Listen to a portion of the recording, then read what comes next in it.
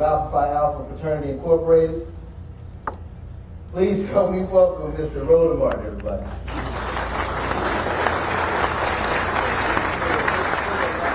Please say it. It greatly pained him to say that alpha part. All right, so first of all, we got to do something. Y'all got these big ass plants. The people over here cannot see me. Y'all didn't want to say nothing. I don't know what's wrong with y'all. So take that plant down. Take that plant down. So when you the keynote speaker, you got privileges. Like earlier, Lynn didn't want to call her AKAs up. She was like, "No, you go ahead and do it." I'm like, "Yo, AKAs, it's your picture." So that's why I call your name and did it myself. All right, there you go. Glad to be here. Always glad to come back to H-Town. I live in D.C. now. But the people always ask me, they say, "Where you live?" I say, "Where you from?" I said, "No, I live in D.C., but I'm from Houston." So I make that very clear. And especially now that Juneteenth is a federal holiday, you know, all these folks now, we got Juneteenth events here and here, but I got to constantly remind them where it started, Galveston, but in Texas, it was first a holiday before anybody else. And so just in case other folk get a little confused. Which is also why I've already I communicated with Mayor Turner this week. I said, because they got a big celebration tomorrow in Los Angeles. Questlove has curated this big event, the Hollywood Bowl. CNN is live streaming it. There's a big celebration in D.C. And I said, "Mayor, don't let no other city try to dominate Juneteenth." I said, the biggest celebration for Juneteenth must be in Houston every single year. So we look forward to that happening. So glad to see so many folks here. My sister Levita, her husband Manasseh are here. All my family is here. If I invited my family, none of y'all could have had a ticket. I got like 500 relatives in Houston. We were born and raised Catholic. We believed in procreation. So I was like, look, they mad because I didn't even tell anybody I was coming back. My sister called me. She's like, "You here?" I'm like, "Yeah. You want to come tonight?" Just y'all two. Nobody else. So glad to see them out here. And of course, all the Alpha brothers as well. And so it's always good. Let's get right to it. In the introduction, he talked about my show, Roland Martin Unfiltered. And I want to thank so many folks who've been watching me over the years, listening over the years. You're the ones who make it possible. But we didn't just launch this show 4 years ago. In September, we launched OTT Network, Black Star Network. You can download it on all platforms. And y'all clap, go ahead. And the reason that is important is because it's black owned. And when I say it's black owned, what that means is I don't have to ask somebody permission. Can we do this? And so when they had the meet and greet a little bit earlier, the reason I wasn't in there taking pictures is because I was actually doing the show. Right now, we are live streaming this speech. And the reason that's important because the nation's first black newspaper, Freedom's Journal, their lead editorial said this on March 16, 1827, "We wish to plead our own cause, too long have others spoken for us." And one of the things that has always happened is that in this country, we have always had to ask permission to do certain things. We've had to go head bowed, hat in hand, please, can I do this? And I've never quite been somebody who liked asking somebody else for permission. So earlier this week, we were in Atlanta covering the UNCF's Higher Education Summit. I'll be in Ann Arbor, the University of Michigan tomorrow. On Saturday, we'll be broadcasting from Reverend Dr. Barber's Poor People's Campaign in Washington, D.C. And that's because I don't have to ask somebody, can I, because I own it. Own the cameras, own the equipment. And that concept is hard for some people because if we really want to be honest, many of us have been conditioned to think that we are destined to have a job and to be employees. Yet I grew up with a grandmother who had a catering business, with a grandfather who had a business, with my mom who had a cake business. And so I understand. I was seeing at 7, 8, 9, and 10 the lessons watching her book weddings. My grandmother, I still use today, and I would sit there and I would see folks who were they would come in there, they would do these weddings, and they would spend 4 hours booking a wedding. So she's in her dining room, I'm sitting over there either with the bride's daddy or the fiance, watching her bride and the mama sit there all this time in there, which I never understand. Like, if it's a date wedding, don't even get me started on that. So we're sitting there and I'm watching this, and I would see people sit here with my grandmother, and they'd be going through this stuff, looking at invitations and plates and flowers and all sort of stuff, and then they would say, I want this and this and this and this and this and this and this, and then get to the end and she tabulated, it'd be like $28,000. They go, Miss Blum, we only got $7,500. Well, y'all should have came in here and said from the top we only got $7,500. And so all those lessons watching that, I literally still apply to what I'm doing right now. And so for me, it wasn't scary when TV One ended News One Now. And a lot of people were shocked and they were upset and angry when Alfred Liggins, the CEO, told me they were ending the show. I didn't flinch. I wasn't upset. It wasn't a punch to my gut, because literally as he was talking, telling me why they were ending the show, I was already planning on who I was going to call when I walked out of the room. And literally, when I walked out, I met with D'Angela Proctor. She and I went to Yates together. She's a Hollywood producer, and she worked at TV One at the time. And we went to her office. She says, she said, aren't you shocked? And I was like, I have no time being worried about being shocked. I said, because I'm planning. I'm planning. I was already there. I was already moving. The last show was December 21st, 2017. I had a meeting with a potential sponsor. 2 hours later, 24 hours later, we had our first sponsor at $250,000. See, I wasn't about to sit there and moan and have a funeral and be all upset, because what the opportunity did was some saw that as an ending, as a closure, as somehow this being sad, when the reality is what that did was create the opportunity for me to then say, fine, I can now own it and control it. And now begin to hire and begin to do some things that we couldn't even do then. Because what that created was a level of freedom from someone else's system. And so when we talk about Juneteenth, we cannot continue to have this discussion where we're saying it's a Juneteenth commemoration or Juneteenth celebration if we do not incorporate the word freedom into it. And it's the freedom to be able to make the decisions, the freedom to be able to cover certain things. When Harry calls me and says, hey, the Moral Foundation is doing this. Can you stream this out to your 860,000 followers on YouTube, 1.3 million on Twitter, 640,000 on Instagram, 700,000 on Twitter? The answer is yes, because I ain't got to ask nobody. When Reverend Barber calls me and says, hey, we have a march in Elizabeth City for this brother who was shot and killed by the cops. Can you come there and broadcast? The answer is yes, because I don't have to seek someone else's opinion. That is what ownership means. Ownership also allows to have economic freedom, because when you are debt free, you can tell people exactly where they need to go at the appropriate time.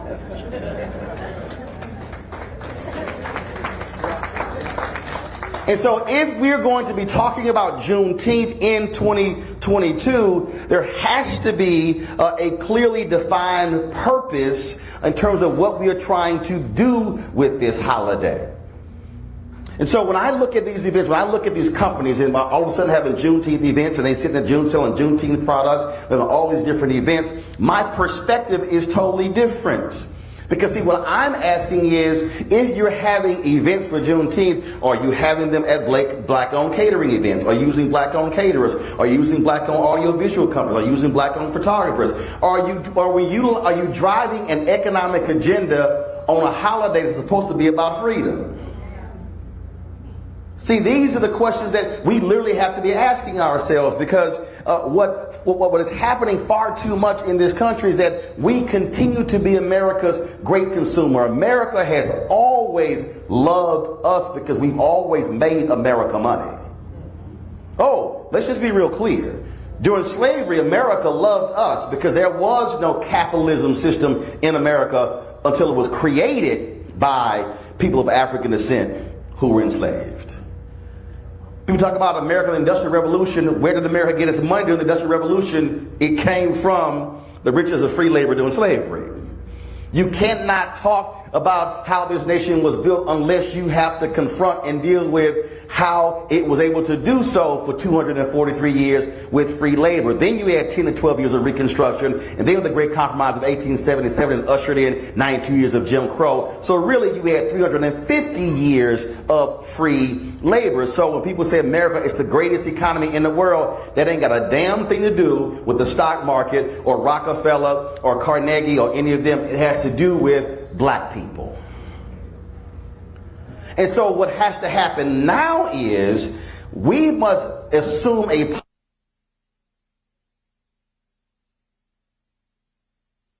63, 64, 65 had, because their understanding was education and economics.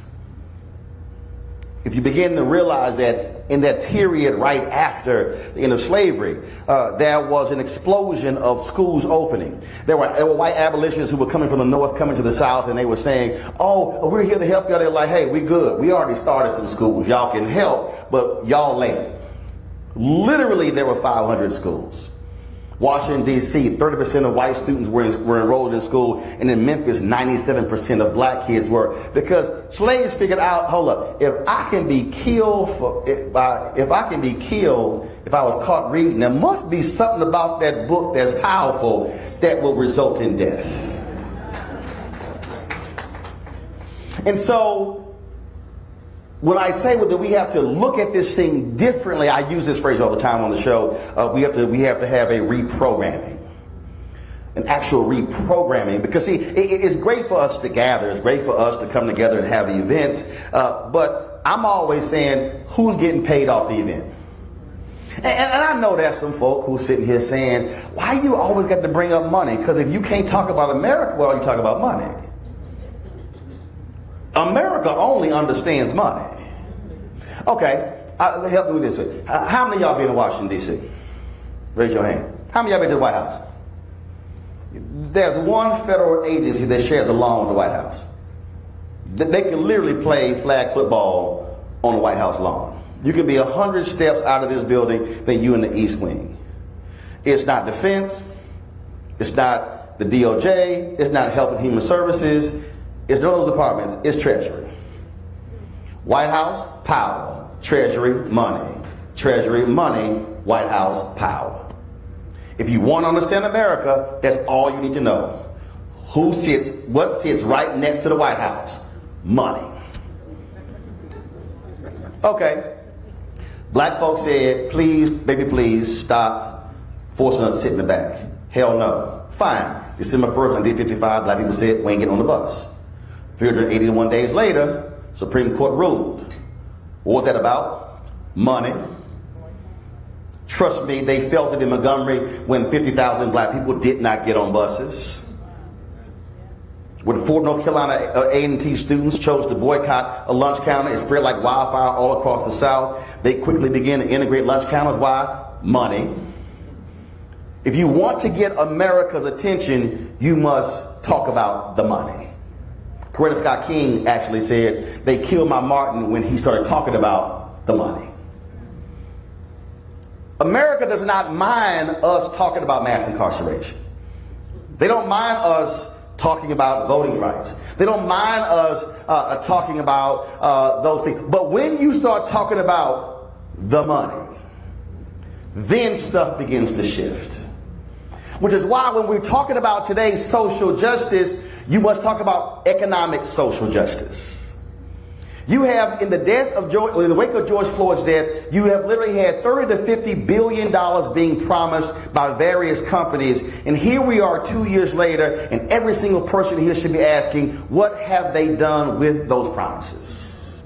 Were they about press releases? Were they about getting attention? Were they about posting on Twitter and Instagram? Or were they serious about those decisions? It's the money. So we're talking about celebrating or commemorating Juneteenth. What we should be asking ourselves is, how does this federal government spend $560 billion a year on contracts, and African Americans are getting 1.67%? What we should be asking is, how does this federal government spend $1 billion in advertising, and black-owned media is getting $51 million, which is 1%? Which then begins to ask the question, then what is the state of Texas spending? What is city of Houston spending? Harris County, Fort Bend, Missouri City, all of this. It comes down to the money, because if you want to talk about mass incarceration, education, all those issues, I can show you money is tied directly to it. As John Hope Bryan says, you ain't never seen a riot in a neighborhood with a credit score 700 or higher. So if we are going to be living in the 21st century, then what we have to begin to do is have a dramatic shift in our thinking and our actions, and begin to say, where's the money? And what happens is, I see this all the time. People will say, well, you know, these things take time. Let me be real clear. My mom and daddy are 75. They just celebrated the 55th wedding anniversary. I'm 53. Everybody has an expiration date. I am not interested in waiting. I think we've waited long enough.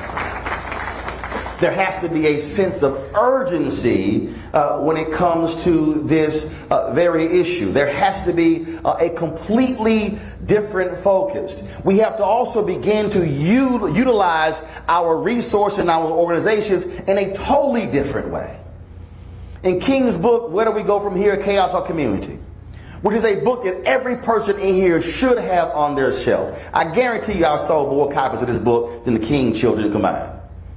Because I've been talking about this book for more than a decade. If you read that book, he literally is laying out a blueprint that if you read it today, you swore he wrote it last year. And in there he says that there are 4 prime institutions that are positioned to liberate black people. The Negro Church, the Negro Press, Negro fraternities and sororities, and Negro professional groups. And this is what MLK writes: none of them have fully given themselves to the liberation of black people. Fully given themselves. Now, I know somebody is listening right now, and they like, I can't believe he said that. Yep, I told the Alphas that. I told the AKs that. I told the Deltas that. I told the Boule, the Kappas, the Omegas, the Zetas, Sigma Gamma Rho. I told all of them. Because if we want to, again, be real honest, we cute in our colors. We have our meetings. We spend significant amounts of money on stuff with our logos on it, but we're spending. Answer me this. Outside of Delta days, or Alpha Day and AKA Day, how often are we showing up in mass at the school board meeting? Okay, let me break it down further. All right, see, right now, I can already see some of y'all shifting in y'all seats. And let me explain to y'all what that particular move is. I am very good at putting people in rhetorical body bags on television. And so the move that you just made is what I call the butt dance. And so the butt dance is when you start shifting in your chair because it's getting a little uncomfortable. So let me just help you out just a little bit. See, my wife is an ordained minister. If you desire comfort, you should have invited her. She could have prayed with you, consoled you, laid hands on you, all of that. God has given her a spirit of comfort. God has given me a spirit of discomfort. I've always made I make my family uncomfortable. I'm the one in the family they don't call for consultation. They call for decision. When Roland gets called, decisions are made. And they typically are one-way decisions. So they understand that. So if the person next to you is doing a little butt dance, just reach over, pat them on their hand, say, baby, it's going to be okay. He has a 5 a.m. flight to Chicago. We will not be here much longer. It's okay. If you take the holidays out of the year, pretty much, all right, Lynn, how many times y'all meet a year? City council once a month? Twice a month. Okay, twice a month. Okay, fine. How many months? 10? Whole year, 24 meetings. Plus special council. Okay, plus special council meeting. All right, so that's fine. So if you take the Divine Nine, add Eastern Star, add Prince Hall Masons, add the Links, that's 12 organizations. Please explain to me why those 12 organizations can't pick 2 of those meetings for the members to show up in mass to say, this is what we are advocating for in our agenda. See, there should be a situation where if a group of women come in red and white, politicians, black or white, Latino or Asian, should be saying, damn, here come them deltas. If they see black and gold, if they see purple and gold, if they sit here and see blue and white, they should know exactly who's coming. But if they see that and they don't know, and if they see that once every now and then, they go, who's that? That means clearly we have not done our job. The Divine Nine alone is 2 million people in this country. How are we actually using our power? Are we just meeting to meet? Are we talking about how wonderful we are? Okay, I'm going to give you this one here. If the Divine Nine, each one of the president sends an email out every month and say, we as a collective are purchasing this book, the Divine Nine alone can be responsible for a black author making the New York Times bestseller list every single month. That's called collective power. Oh, just in case you think I'm just making this up, please go listen or read Dr. King's speech, April 3rd, 1968, at Mason Temple, the night before he was killed, where he literally said black people individually are poor, yet collectively we represent one of the top 10 economies in the world. That still exists.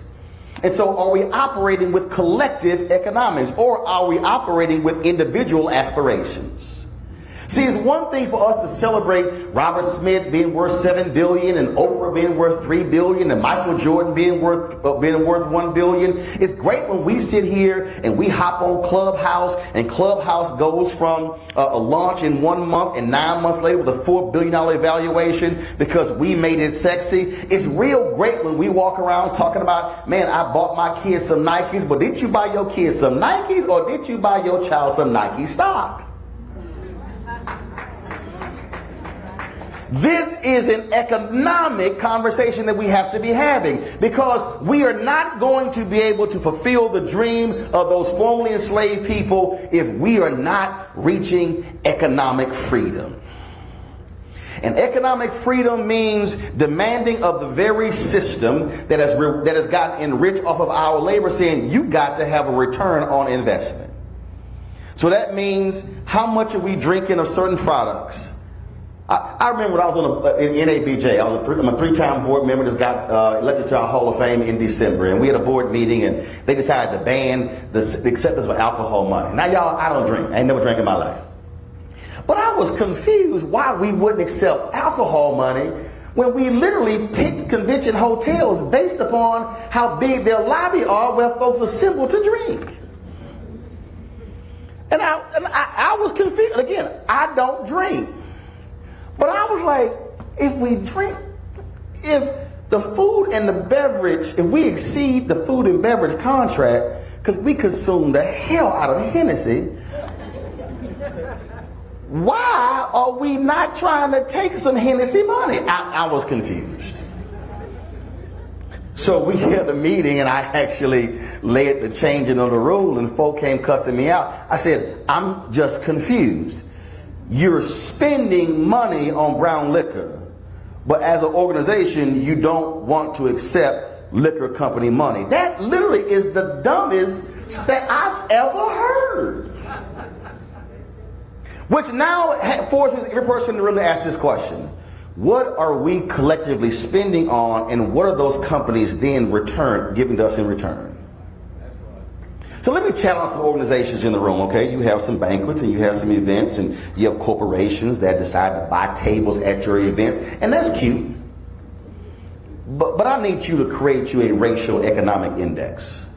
I need you to be asking the question, those very same corporations who want to buy your table at the NAACP banquet, at the Freedom Fund banquet, at the Urban League event, you need to be asking them, first of all, got any black board members? How many black senior execs? How many black junior execs? What's your minority supplier development? How much money do you spend with black-owned media? What are you doing with HBCUs? You should have an entire list. And if they cannot answer appropriately, you should say you cannot buy a table at our event. Because They are playing you small. Let me just give you an example. The Urban League has a partnership with PepsiCo, Pepsi Foundation. I got no problem with it. 5-year initiative, $10 million. Pepsi announced this initiative where they're going to spend $100 million. They want to drive $100 million in receipts over 5 years to black-owned restaurants. I support that. Yet Pepsi spends $3 billion a year on marketing. If Pepsi contributed 5% of their annual marketing spend to black-owned media, just 5%, that means in 5 years, black-owned media would get $750 million. Now let's just do some math. $10 million over 5 years.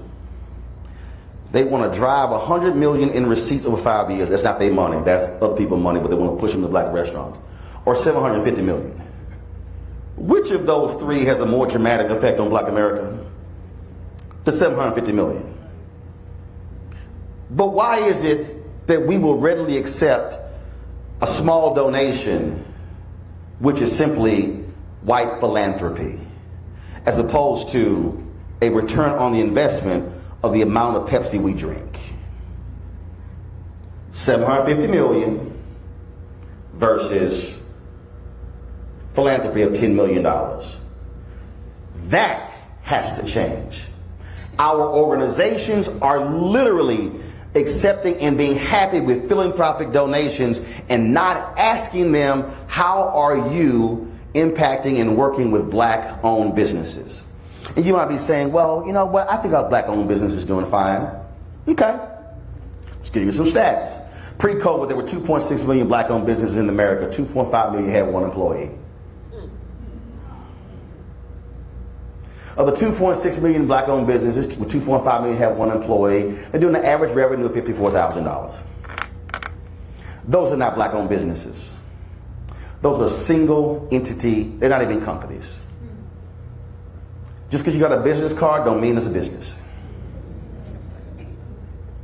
It's not. We have a capacity problem. We have a capacity problem because we're being frozen out of the country. Oh, by the way, when we had 1.9 million black-owned businesses and 1.8 million had one employee, they were doing an average revenue of $110,000. So we added 700,000 new black-owned businesses in the past 5 years, yet the revenue has been cut in half. You can't hire anybody. 2014, Wall Street Journal had a front page article that said, it was in March of 2014, it said in 2013, $23.09 billion in small business loans were handed out. Black folks got $385 million out of $23.09 billion. $385 million out of $23.09 billion. And so when I saw that article, I immediately sent an email to the White House, and I said, y'all got to have somebody from the SBA on my show to discuss this. And they gave me the runaround for 90 days, and Obama was president. And let me just be real clear. I was one of the folks who gladly supported President Barack Obama, but one of the greatest mistakes black people made is that we stayed at the inauguration parade when everybody else left. We were happy to see a black first family. We forgot he was the 44th. Which means we forgot to make some demands. You don't let somebody get your vote unless you ask for something in return. 90 days in his first administration, the LGBT community had a 54-page agenda for President Barack Obama. Black organizations waited until year 5 to actually have a meeting. And I was there. It took them 9 months to print the damn plan that they discussed at the meeting. I was there when that happened too. What I'm trying to get us to understand is I don't get excited if you have a black sheriff or a black city manager or a black mayor or a black city council. I want to know what you are doing while you are there for black people.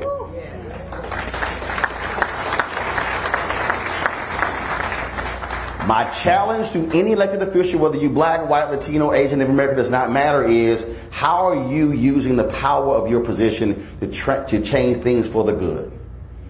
Why do I call Maynard Jackson one of the greatest elected officials ever in American history? Because his grandfather taught him the 3 B's, the ballot, the book, and the buck. And he used the power of the mayoral office to change Atlanta. The reason Atlanta today is called the Black Mecca is because Maynard Jackson said tumbleweeds will roll down that damn runway before I let that airport get rebuilt and black folks get no contracts. The city, white leadership in Atlanta hated Maynard Jackson. 1973, African Americans got 0.0012% of all contracts in Atlanta.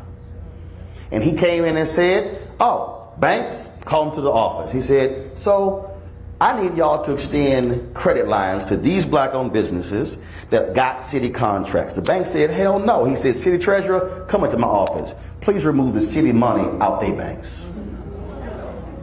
They were like, hold up. Wait a minute. He said, what's the problem? They got a city contract. You know we're going to pay them.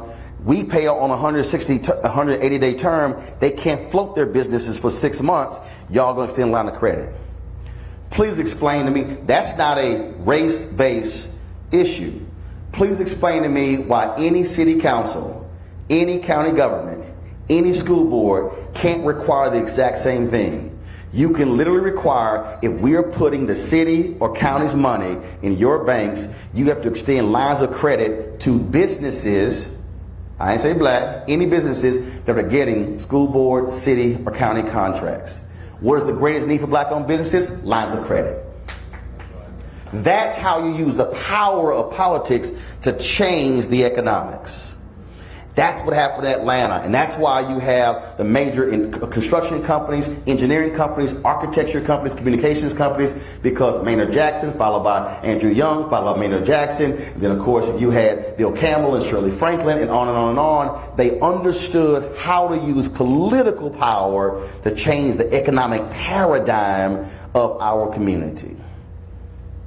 We can make jokes about Marion Barry all we want to, but you better understand that Marion Barry changed the economic reality of Black DC, which is now Black Prince George County, which is now all of the counties around. That's using political power to impact economic power. And so if we are going to be about Juneteenth and celebrating it, what really should happen with this particular event is that next year should actually be, there should be a report done by somebody next year to say, how did Missouri City, Fort Bend, change in the last 364 days? Because see, if we are holding events, MLK events, if we're holding Black History Month events, and now Juneteenth events, and all we do is have some unseasoned food, take some pictures, y'all know I ain't lying, so don't even front. Some of y'all were like, damn, I wish I had some Tony Chasterets in my bag right now. Don't even front. If all we do is come here for the event, take pictures, say who look cute, and go back home, and the city does not look different, the economics does not look different, then what exactly are we celebrating? What exactly are we commemorating? Every person in this room has to understand that what you do today can have a dramatic change on your children's children. Every single one of us is sitting here because a previous generation believed that there was something better down the line. My book, White Fear, How the Browning of America is Making White Folks Lose Their Minds, dropped in September. And you know where that started? When Obama got inaugurated, it was a poll, and the question was asked, are you optimistic about the future of America for your children? Every group except white America, majority said yes. I said, September 2016, the question was asked in the poll, are you optimistic about the future of America economically for the next 10 years?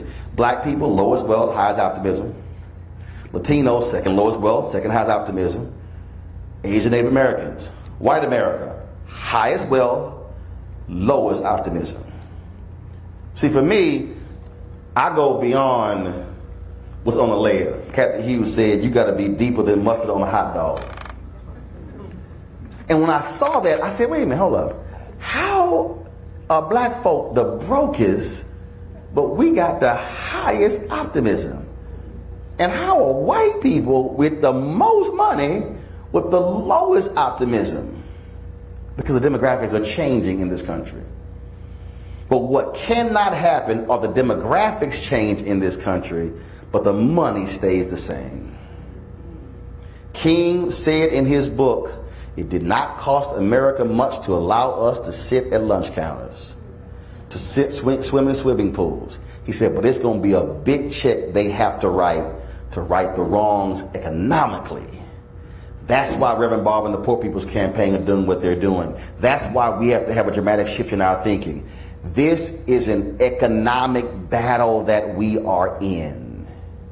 And if we continue to walk around in our nice attire, driving our nice cars, living our wonderful middle-class existence, and then we don't use the time that we have on this earth to literally change the future for our children's children, then the folk who we are most disappointed are going to be the ancestors who are going to meet us at that gate and say, what the hell did you do with what we left y'all? I am not interested in us simply gathering. I want us to do what King said, to use our collective power to change this country. America only understands money. And that has to be the demand that we make, and we must use every single thing in our arsenal, every organization, every individual, to change it. And I can guarantee you, when we are willing, as Reverend Jackson said, redistribute the pain, when they had those 1,000 workers in Memphis, when we begin to say, your bank don't want to lend, we won't bank with you. Your store won't spend with our businesses, we won't shop with you. Some people got mad at me when I said the other day that when everybody was all hyped because Macy's is selling divine sorority colored clothing. And there was no disrespect to the sister who's a Zeta who worked at Macy's, came up with the idea. That's her job, she's a buyer. But I then said, how much is Macy's spending with us? And then people got real quiet. And people said, Roland, why you got to do it like that? I said, because we're doing exactly what we've always done. Celebrate us spending and making somebody else rich. We owe it to our children's children's children to ensure that they have an economic future that looks different from ours. And until I take my last breath, I will do exactly like my frat brother, the only real fraternity.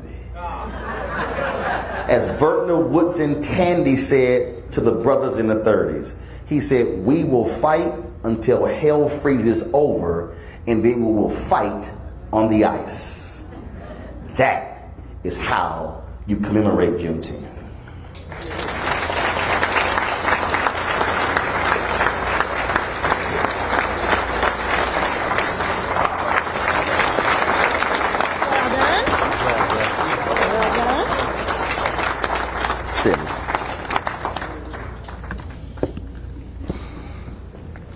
Show me the money. Drop the mic. Show me the money. Y'all come on. And we give another round of applause to Roland.